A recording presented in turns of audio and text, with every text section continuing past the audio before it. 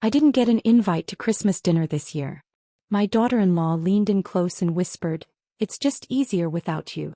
Before we go any further, if my story has found you, hit subscribe, and tell me in the comments where you're listening from. I want to see just how far my words can travel. So, I quietly decided to take back the mortgage payment. That night I canceled the autopay. Let's see what feels easier now, I thought. Through the frosted glass of the kitchen door, I could hear laughter and soft voices. I stopped, resting my hand on the wooden frame. There wasn't a seat for me at that table. I stood there, watching from the other side of the glass, while my daughter-in-law bent toward my son, speaking low enough she thought I couldn't hear. "If she dies before the 25th, do we still have to get her a gift?" she asked. My son muttered, "Don't joke like that." But she said, "I'm serious," and I could feel her eyes aiming at some invisible target. "She's like a guilt ghost haunting Christmas," she added. It was Christmas Eve, December 24th, and I was 78. I stepped out of my bedroom holding a tray of gingerbread cookies and a hand-embroidered tablecloth, pieces of holidays gone by. I was wearing my red Christmas dress, the seams worn thin but still carrying the warmth of so many memories.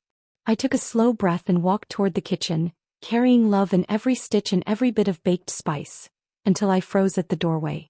My chest tightened, but I didn't let a tear fall. I gripped the tray harder. "She smells like old paper and menthol rub," she kept going. The menthol clung faintly to my scarf, the same one Robert used to ask for when his lungs hurt. I'd worn it tonight like armor, but now it just felt like a relic they wished I'd throw away. "Let her eat in the garage or in the car or wherever ghosts go," she said, and the words burned. I leaned back against the cold glass. "Can you tell her to stop knitting crap nobody wants?" she added. My son crossed his arms, then said loud enough for me to hear, "She acts like we owe her just because she signed a few papers. That's what family does, right?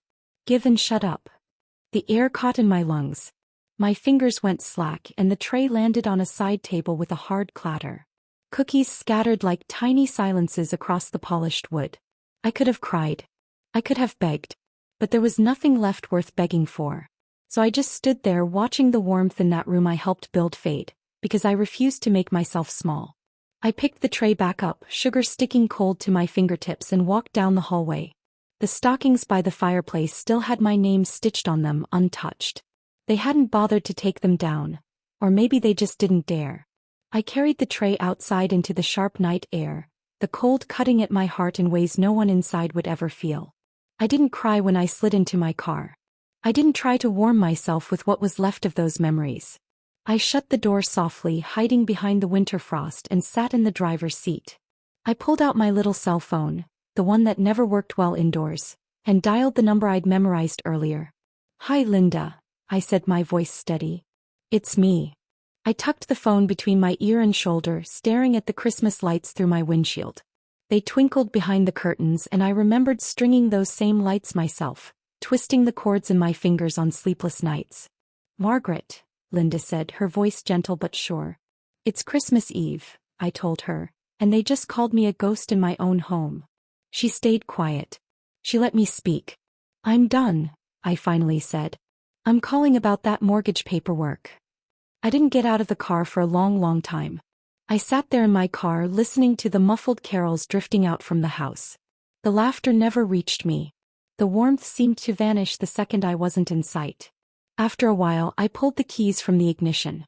I gathered the cookies from the floor, wrapped the cloth around the tray one last time, folding it neat, pressing my hand against the embroidery like I could press my heart into it. Then I set it gently on the passenger seat. I didn't feel angry and I didn't cry. I just sat there quiet. My breath fogged the glass like steam from a pot of soup. I watched until there wasn't a single flicker of movement inside. Then I got out of the car, shut the door, and started walking away, one slow step at a time. That was the night my holiday ended, and my reckoning began. I hadn't always been the ghost in their home. Once I was the woman holding a flashlight steady while my husband, Robert, fixed the leaky sink at midnight. I was the one teaching high schoolers about compound interest and warning them about predatory loans. Back then they called me Mrs. Turner, with respect. A sharp pencil in one hand, coffee in the other. Then came the cancer. Robert was stronger than he looked, the kind of man who could carry 2 grocery bags in one hand and our son in the other. But cancer doesn't care how strong you are or how much you still have left to do. It just takes and it takes until you're smaller. I retired early the same week we got his diagnosis. We sold the boat we never used, canceled the remodel we'd saved for, and I moved my desk out of the classroom, into a spot beside his hospital bed. By the time he was gone, our son had already started his first job, newly engaged, bright-eyed and building a future. I still remember the day he came to me excited saying, "Mom, we found the perfect house, but the bank says the rates are too high." I looked at the paperwork. It was a balloon rate loan, the kind that would crush them in 5 years. I taught him how to read amortization charts, taught him what compound interest could do to a young family, and still he hadn't seen it. I didn't scold him. I just quietly erased that mistake and rewrote their future in my own name. Sitting at the kitchen table, I pulled out my old pension binder, called in the last favors from my credit union and wrote a check. I didn't want thanks. I only asked for one thing: take care of her until the end. By her, I meant me, a place to belong. I never put it in writing. It felt wrong to make family sign a contract just to love you back. I thought love was the contract. They moved in glowing with dreams. The house rang with the sound of paint cans clanking, Pinterest ideas flying, laughter spilling into every room. At first I visited every week. Then every month. When my knees started to give me trouble, they offered, not for me to move in. "It'll be good for all of us," my daughter-in-law had said, smiling. Built-in babysitter, built-in love. For the first 2 years I cooked every dinner. I folded every sock. I taught my grandson to read, to tie his shoes, to say, please, and thank you. Back then they thanked me. "We don't know how we'd manage without you," they'd say. But over time gratitude grew quiet. Quiet turned to routine. Routine became invisible. I stopped getting called to dinner until the food was already on the table. And then not until after they'd eaten. The baby outgrew his naps and outgrew me. My daughter-in-law started calling me her when she talked about me to other people. Her room's the one with the old books. She likes things a certain way. Once she whispered to a friend on speakerphone, "It's like living with a calendar from the 60s. You feel guilty throwing it out," she once told someone, "but it just doesn't match anything anymore." I acted like I didn't hear. The table I'd bought was too crowded now. The blanket I knit was shoved into the garage. My rocking chair moved to make room for the high chair I had put together myself. They liked to say I was lucky to have a place to live rent-free. And I'd remind them gently that the only reason they had this house was because of me. "Right," my daughter-in-law said once, folding laundry, "but that was a long time ago. We pay the mortgage now. You live here." The words stuck in my throat like dust. No, I hadn't paid the mortgage directly, but I was the one who locked in their fixed rate. I was the one who put up the collateral. I was the one who got their interest down, because the lender used to be one of my students. So I stayed quiet. Because mothers don't itemize love. We give, and we just hope the memory lasts. But it didn't. One Christmas I found my knitting needles in the trash, right next to a plate I'd painted by hand for their wedding. "We're just decluttering," they said. I said nothing. After that I became careful. Too careful. Asking if I could step into certain rooms in my own house. Knocking before I opened my own fridge. Buying my own groceries so I wouldn't mess up the meal plan. The worst part, I started to believe them, that I was in the way, that my value depended on how quiet I could be. And so, I shrank. I went from a woman who once ran a classroom of 28 teenagers, who balanced investment portfolios, to someone who clung to the corners of her own home. Until Christmas Eve, when I heard the words behind the glass. That's when it turned. Not because I was angry, but because I remembered something they'd forgotten. That house was never a gift. It was a responsibility. And they'd broken it. I was in my room wrapping the last of the small gifts I'd made by hand. Lavender sachets for their closets, jars of homemade jam from the prickly pears out back. I tied the bows just so. Wrote each tag in careful script. Then I heard her voice, not yelling, not even sharp. Just light. Careless. I stepped into the hallway, drawn by the hum of something familiar. Her laugh, her phone voice. The kitchen door was open just a crack. Enough to see the ring light. The phone propped on its stand. Her eyes staring straight into the camera. She was live streaming. "No drama this year," she told her viewers, her smile so bright it could split bone. "Just peace and a clean table." She turned slightly and I saw my son in the background pouring wine. The chat on her phone buzzed. Someone asked, "Where's your mom?" She leaned toward the camera and said it like a joke she'd told 100 times. We finally decluttered. Laughter erupted in the background. Maybe her sister, maybe a neighbor. I couldn't tell anymore. I hadn't meant to overhear.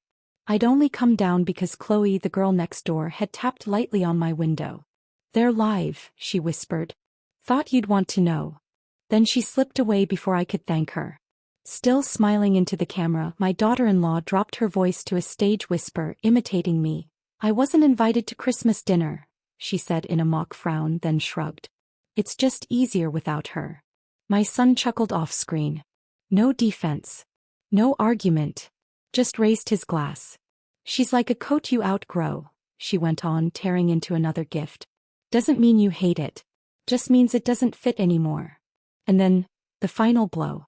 "She's just guilt in human form." The chat on her livestream was filling with laughing emojis. I didn't stay to hear more. I backed away slowly, careful not to let the floor creak. My hands were trembling, but not from age. I went back to my room and closed the door behind me, quiet as a whisper. That night I didn't sit at the table. I didn't argue. I didn't knock. I just grabbed the sandwich I'd packed the day before. White bread, one slice of turkey, no mustard, and stepped out into the cold. The driveway was still damp from a rare Montana drizzle. I opened the car door, climbed in and sat there. No keys. No engine. Just silence. Not the lonely kind, the clarifying kind. I ate the sandwich slowly, chewing every bite, my eyes on the house. The Christmas lights flickered across the windows. Shadows moved inside. I had taught them so much. I taught my son how to tie his shoes, how to use the stovetop, how to read the fine print. But I never taught him how to remember who helped him get here. I reached for my old notebook. The same one I'd used to track every penny when Robert got sick. The same one with lesson plans scribbled in the margins. And I wrote 3 short lines. Christmas canceled. Debt due. Margaret rising. No exclamation marks. No tears. Just truth. They'd built that home on the foundation of my sacrifice. And now they were dancing on the beams like they'd never break. But would remember's pressure. And I wasn't done being hurt. I woke up early Christmas morning. Not from excitement, not from tradition, but because cold seeps deeper when you have nowhere to be. The house was still. No cinnamon rolls baking. No carols playing softly in the background. Just the hum of the fridge and the faint laughter behind closed doors. I wrapped my shawl around my shoulders, more for comfort than warmth, and made myself a cup of instant coffee. No cream. No sugar. Just something hot to hold. The living room was empty, the fireplace dark. The Christmas tree blinked with synthetic lights. I sat on the edge of the armchair no one ever used and turned on my phone. They had posted the live stream. I hit play. The video opened with my daughter-in-law's smiling face framed by the ring light. She dressed for the part, red lipstick, a sequin sweater that read sleigh, and candy cane earrings. Behind her the house glowed warm and perfect. The dining table was set like a magazine spread, pine garland down the center, matching plates, wine glasses, silver cutlery. "No drama this year," she said brightly to the camera. "Just peace and a clean table." A comment popped up. "Where's your mother-in-law?" She didn't even blink. "We finally decluttered," she said. Laughter erupted in the background. My son, still in pajamas, lifted a glass of champagne. Forks clinked against plates. Another comment appeared. "That's cold." He shrugged. "Hey, sometimes the best gift you can give your family is space." I should have stopped watching. Should have closed the app. But I didn't. The camera tilted slightly, showing the living room floor. Gifts stacked high, torn wrapping paper scattered like snow. And then I saw it. A small box wrapped in silver paper with a blue ribbon. My ribbon. I always used blue for the boys, silver for the girls. And I recognized that paper. I'd saved it from last year, tucked away in the back of my closet. One of the grandkids picked it up, holding the tag, "From Grandma." My heart jumped. They'd kept it. But then came her voice again, sweet, sharp, cutting. "Oh, that, she thinks this is love." She took the box from the child's hands and held it up to the camera. "This is guilt in a box." The child looked confused. The room laughed. "She's been giving these pity gifts for years," my daughter-in-law went on. "Handmade junk. Jam from God knows what. Socks no one wears. We just smile, say thanks and toss it before New Year's. My son didn't say a word, just poured more champagne. I set my phone down, not slammed, not dropped, just placed it gently on the side table like it had grown too heavy to hold. I had saved for months for that jam. Picked the fruit with sunburnt arms. Boiled and stirred until my fingers blistered.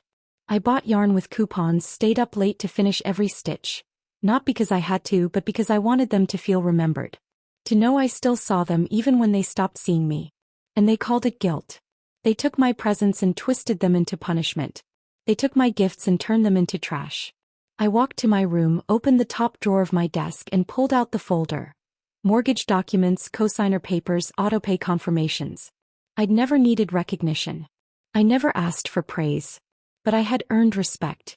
And that morning, with the bitter taste of cheap coffee in my mouth and the echo of laughter not meant for me still ringing in my ears, I knew exactly what had to come next. No drama? Fine. But there would be consequences, and this time they wouldn't be wrapped in silver and blue. The day after Christmas, I folded away the embroidered table runner I'd made 5 years ago, the one no one took out this year, and placed it back into the cedar box where I keep everything no one wants. Then I opened the folder. Mortgage contracts. Letters of guarantee. Autopay forms. Each one signed in ink faded just enough to show time had passed, but not enough for the paper to forget its promise. I dialed Linda. She answered on the second ring. I need to revoke my cosigner privileges and all support guarantees, I told her. Effective immediately. He paused just for a beat. Then, like she'd been waiting for this call, I'll draw up the release form today. Do you want to notify the bank or should I? You do it, I said. I want it official. No emotion, just paperwork. By noon, the document was in my inbox. At 1:17 p.m., the automated mortgage payment was canceled. At 2:03, the bank recalculated their loan without my fixed-rate guarantee. The interest doubled. At 2:31, my son called. I let it go to voicemail. By 3 o'clock, he was pounding on my bedroom door. I opened it slowly, still in my knit cardigan, spoonful of jam in hand. He looked like he'd aged 5 years in 5 minutes. What did you do? He barked. What the hell did you do? I raised an eyebrow. Careful. I'm old. I bruise easily. This isn't a joke. We just got a notice from the bank. The interest rate jumped. Our payments almost doubled. I stirred the jam into my tea. Yes, that's usually what happens when the fixed-rate cosigner removes their financial support. You just doomed us, he shouted. No, I said calmly. I just canceled Christmas for you. The same way you canceled it for me. He blinked like he didn't recognize me, as if I'd transformed overnight into someone less soft, less pliable, less convenient. You don't mean that, he whispered. I meant every spoon of jam. Every stitch. Every time I turned the other cheek. And I mean this too. He ran his hands through his hair, pacing. Mom, you don't understand. We can't afford that jump. Not with business taxes coming due. We'll default. I tilted my head. Then maybe you should have thought about that before you decided I was clutter. Before you poured champagne over the ashes of my place at the table. It wasn't like that, David muttered. I held out the tea. He didn't take it. I watched the live stream, David. I saw the tag on the gift. I heard her laugh. I heard your silence. He looked down. I took a slow sip. I don't want your apology, I told him. I want your respect. But you gave that away. So now, you owe me money instead. He stepped back like I just hit him. You'd do that to your own son? I stood, slow but steady. You did that to your own mother, I said. I'm just responding in the only language you seem to understand. Liabilities and leverage. His mouth moved but nothing came out. I'll be expecting your first recalculated payment on the 1st of the month, I added. Have a lovely afternoon.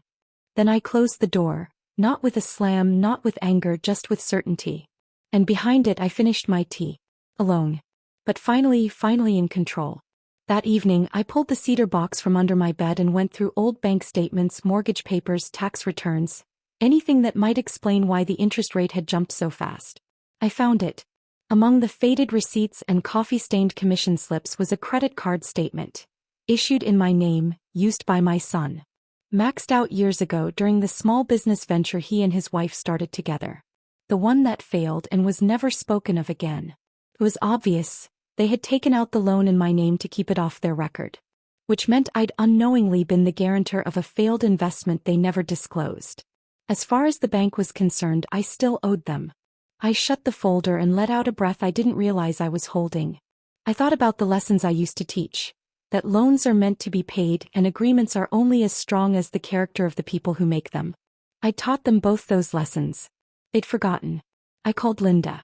I want to buy the debt that was taken out in my name, I told her. And then I want the title registered under my personal holding company, Business Asset Guarantee. Linda paused. That's bold. I'm not soft anymore, I said. Over the next few days she filed the paperwork. We arranged for the bank to sell the defaulted credit account at a discount to outside investors. I paid cash. Cold, slow, deliberate. That same week the bank sent letters to the property address. Margaret Turner is now the official creditor on record for this loan. Collateral, the house. I was the creditor. They were the debtors. The tables had turned. At first they tried to fight it. The text rolled in. Mom, this is crazy. We never agreed to this. This is illegal. Sue us. We'll fight. We can't live like this. I ignored them. I watched their panic. The way they tore open the mail, checked their bank accounts, saw the red stamps and official seals. 2 days later I held a press conference in my living room. Linda came with a report proving the debt had been taken without my knowledge but signed in my name. She filed it with the county. Only one local reporter showed up. His headline read, "Elder widow turns tables, becomes creditor to her own family." You sold me out to survive, I told them. Now I'm collecting to live. I looked at my daughter-in-law and my son, sitting in folding chairs, their faces pale, their defenses dissolving under the daylight. They didn't say a word because they couldn't. I ended the meeting by telling them they had 30 days to either pay back the debt or move out. The choice was theirs. It was the same choice I'd given them when I called Linda from my car. Only this time the power had shifted. On their way out, my granddaughter tripped on a quilt. She looked up at me wide-eyed. I smiled and pulled her into my lap. "We'll take care of you, sweet pea," I whispered. That night their Netflix account was cancelled. So was the landscaping service. The holiday decor I had paid for, gone. All the accounts closed.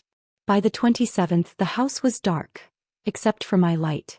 I lit a single candle in the living room and sat alone, thinking about Robert's laugh, the years of teaching, the jam I made. Everything they had treated like dust was suddenly part of their reckoning. And I wasn't angry. I was ready. Being the creditor meant I stood outside their guilt. Now I was on firm ground, law and principle. When the reporter later asked why I didn't just forgive them, I stayed silent. I'd already said it once. You sold me out to survive. Now I'm collecting to live. Legally, the house stayed in their names until default. Emotionally, the debt was theirs long past the last door closing. And for the first time in decades, the foundation they stood on crumbled, not from anger, not from jealousy, but from truth. Because truth doesn't need a loud voice. It needs faithfulness. And I have always been faithful. They couldn't pay. I didn't expect them to.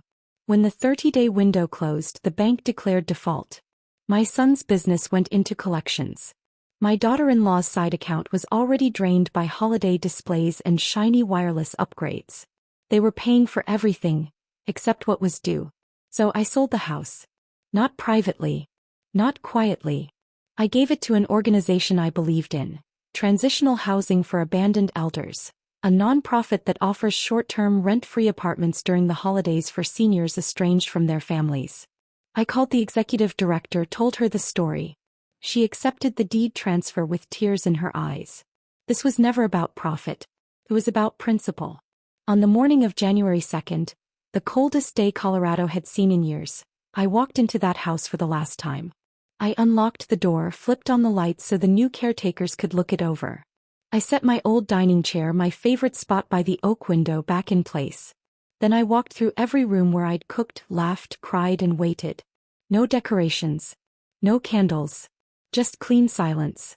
In the foyer, I left a small stack of things. The cedar box with my knitting needles, framed photos from Christmases past, and the blue ribbon silver gift box. On top, I placed a card in my own gentle cursive. You asked what's easier. This. Inside the cedar box, I tucked one last page from my old notebook. They thought it was just housework. But I built it from the ashes. I bowed my head, walked out and locked the door. Slipped the key into the mailbox slot. I didn't stay to hear their reaction. Instead, I crossed the street to the neighbor's house. I cupped their daughter's cheek, my granddaughter's teenage friend, and told her softly, "Some houses have to break before they become homes. They say the house sold within a week." At the newspaper office, the reporter told me they called it the Christmas grace deal. A woman who traded betrayal for blessing. I told them I hadn't lost the house, I'd reclaimed its purpose. That night, I went back to my little apartment a couple of blocks from the old place. It was small, but it was mine. I still had my cedar box, my pocket notebook, and, most importantly, a future I could build again. I turned on the string lights I'd brought with me, warm gold bulbs, not blinking, not demanding perfection, just a steady, gentle glow. There was no family dinner waiting. But I had a bowl of soup, a slice of homemade crusty bread, and a chair by the window that looked out over the street where Christmas lights still twinkled. Outside, I saw a woman in a red hat, one of the elders from the nonprofit, carrying 2 steaming mugs of cocoa. She knocked softly. I opened the door and let her in. We sat at my little card table, sharing warmth under the lamplight. "You gave this to us," she whispered. "Rest now." I looked around. Bare walls. Bare floors. And I felt grateful for the emptiness, because it was mine. In the distance, headlights flickered in the old driveway. I didn't look. I didn't flinch. Later, I found messages on my phone, from gallery owners and local artists. Women who remembered my knitting, my scarves, my quilts from those first years after retirement. They wanted to feature me in a community exhibition about elders reclaiming agency. I smiled. I hadn't expected applause, but I accepted. Before bed, I opened my journal and wrote, "They tried to clear me away like dust. But some dust is gold." I hung my shawl by the window and turned off the lights. Tomorrow, I'd meet the first woman moving into the old house. A woman with no home this Christmas, but now a safe place to land. I didn't pity myself. Not anymore. I had made room. And in making room, I finally belonged. I named it Margaret's Hearth. A place, a cause, a line in the sand. The foundation was modest, funded from the house sale, my retirement bonds, and a quiet donation from a former student who'd gone on to become a senator. But the mission was bold. To give warmth, shelter, and dignity to women over 60 who had been cast aside by their families during the holidays. We launched just after New Year's with a single rented office, 1 staff member, and a waiting list that broke my heart. Women who had worked, cooked, held hands through loss and birth and funerals, now unwelcome at their own grandchildren's tables. They called it seasonal abandonment. I called it a sickness of convenience, and I meant to treat it. Every woman we took in got her own room, a door that locked, a real bed, and her name written in gold marker on a card beside a fresh poinsettia. Not grandma. Not dependent. Just herself. 1 week into the new year, I sat on the porch of our first transitional home watching the street. It was cold, Oregon's kind of cold. Not snow, but a wind sharp enough to sting your eyes. I heard footsteps on the gravel. It was Chloe, the little girl from next door. Every year she'd bring me 3 Christmas cookies on a plate with a note that read, "We see you." That child had more humanity in her hands than some adults have in their whole lives. Now 15, she stood at the gate of my rebuilt world, holding an envelope. "I wanted you to have this," she said. Inside was a drawing, colored pencil on construction paper, of a fire in a stone hearth, and beside it, a woman smiling, wrapped in a blanket that read, "Safe." I took her hand. "You know," I told her, "there aren't many people left I trust with my story." Chloe tilted her head. "But you're not a story," she whispered. "You're the reason stories keep going." And just like that, I changed my will. Chloe, kind, brave, often unnoticed, would be the sole inheritor of Margaret's Hearth. Not just the foundation, but the copyrights, the original land title, and the cedar chest where I'd kept every note, every quilt square, every name of every woman we had helped. I told her this over tea one afternoon. She cried. I didn't. I just nodded like the universe had finally returned something it owed. Before she left, I held her hand. "Promise me, Chloe, when someone older sits alone at the edge of the room, pull up a chair. Make them a seat at the table even if no one else does." She nodded without a word. 2 weeks later I got a call from an unknown number. I answered. Silence. Then a breath. Mom, we're staying in a motel now. We lost everything. I know we said terrible things, but please, can we talk? I didn't answer. Instead, I handed the phone to Chloe, who happened to be helping me organize files that day. She looked at the screen, saw the name, and asked softly, "Do you want me to take this?"